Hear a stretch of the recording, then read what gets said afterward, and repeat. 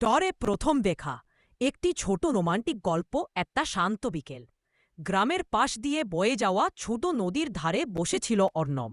বই খুলে বসেছিল ঠিকই, কিন্তু চোখ বারবার বইয়ের ওপর থেকে সরিয়ে দূরের জল রেখায় চলে যাচ্ছিল।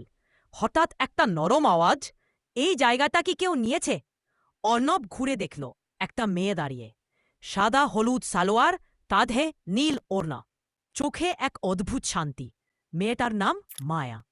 না না, বসো, অর্ণব একটু নার্ভাস হয়ে বলল। মায়া বসতেই হালকা বাতাস ওড়নাটা তার মুখের ওপর এনে ফেল। অর্ণব আলতো করে ওড়নাটা সরিয়ে দিল। দুজনই একবারে লাজুক হয়ে গেল। এই প্রথমবার তাদের চোখে চোখ পড়ল, আর সেই এক মুহূর্তেই সবকিছু বদলে দিল। সেদিন থেকেই তারা প্রায় প্রতিদিন নদীর ধারে দেখা করত। গল্প, হাসি, স্বপ্ন, দুজনের জীবনের সব টুকরো টাকরা যেন মিলেমিশে এক হয়ে যাচ্ছিল। একদিন সূর্য ডোবার ঠিক আগে অর্ণব ধীরে ধীরে বলল, মায়া, জানো, তোমায় প্রথম দিন দেখেই মনে হয়েছিল তুমি আমার জীবনের সবচেয়ে সুন্দর গল্প হতে পারবে। মায়া একটু চুপ করে থাকল, তারপর হাসল সেই কোমল লাজুক হাসি। আর তুমি, মায়া বলল, আমার জীবনের প্রথম সত্যিকারে শান্তির জায়গা।